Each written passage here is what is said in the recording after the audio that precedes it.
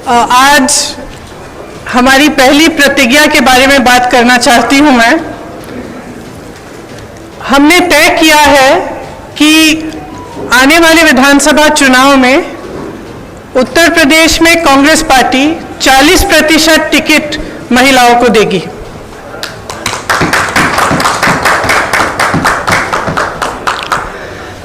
हमारी प्रतिज्ञा है कि महिलाएं उत्तर प्रदेश की राजनीति में पूरी तरह से भागीदार होंगी। ये फैसला हमने किस लिए किया? जब मैं 2019 के चुनाव में उत्तर प्रदेश प्रचार के लिए आई थी तो इलाहाबाद यूनिवर्सिटी की कुछ लड़कियां मेरे से मिली और उन्होंने मुझे बताया कि किस तरह से यूनिवर्सिटी के नियम कानून, हॉस्टल के नियम कानून उनके लिए अलग थे और पुरुषों के लिए अलग।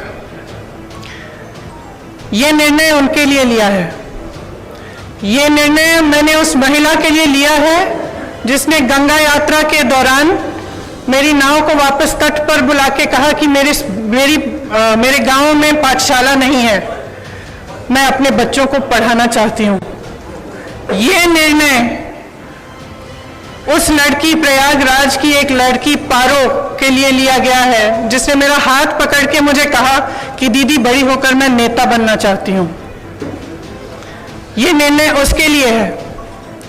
ये निर्णय चंदौली में जो शहीद एयरफोर्स के पायलट हैं उनकी बहन वैष्णवी के लिए है, जिसने मुझे कहा कि उनके भाई शहीद हो गए हैं लेकिन वो पायलट बनना चाहती है।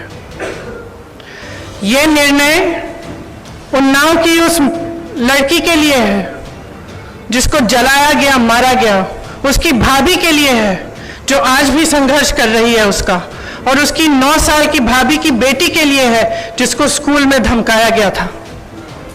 ये निर्णय हाथरस की उस मां के लिए है जिसने मुझे गले लगाकर कहा कि उसको न्याय चाहिए, उसको न्याय नहीं मिल रहा है। ये निर्णय रमेश कश्यप की बेटी के लिए है, उसका नाम भी वैष्णवी है, जो बड़ी होकर डॉक्टर बनना चाहती है। लखीमपुर में एक लड़की मेरे से मिली, मैंने उससे पूछा क्या बनना चाहती हो बड़ी होकर? उसने कहा प्रधानमंत्री बनना चाहती हूँ।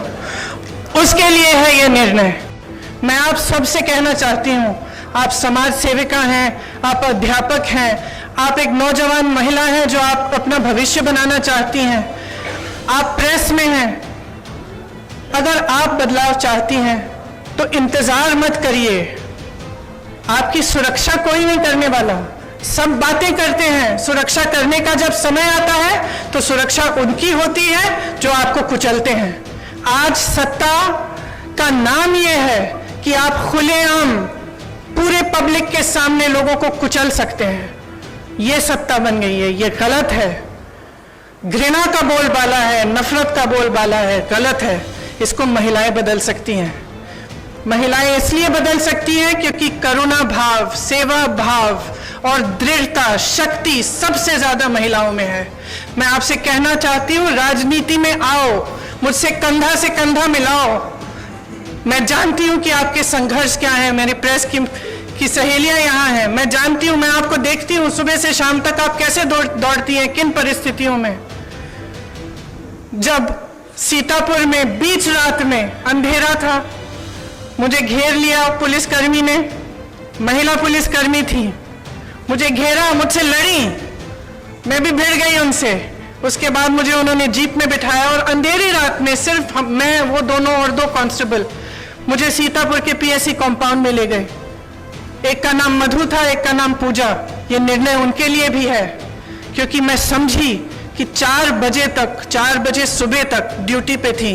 उनकी एक अफसर जिनकी पोस्टिंग सीतापुर में थी लेकिन जिनकी बूढ़ी माँ अकेली नोएडा में रहती है। कितना संघर्ष करना होता है महिलाओं को। कौन करेगा ये संघर्ष आपके साथ अगर आप एकजुट नहीं होंगी? अगर देश को जातिवाद और धर्म की राजनीति में से निकालकर विकास की राजनीति की ओर ले जाना है, अगर देश को समता की राजनीति की ओर ले जाना है, भागीदारी की राजनीति की ओर ले जाना है, तो महिलाओं को आगे बढ़ना पड़ेगा। आपको खुद ये काम करना पड़ेगा। आगे बढ़िए।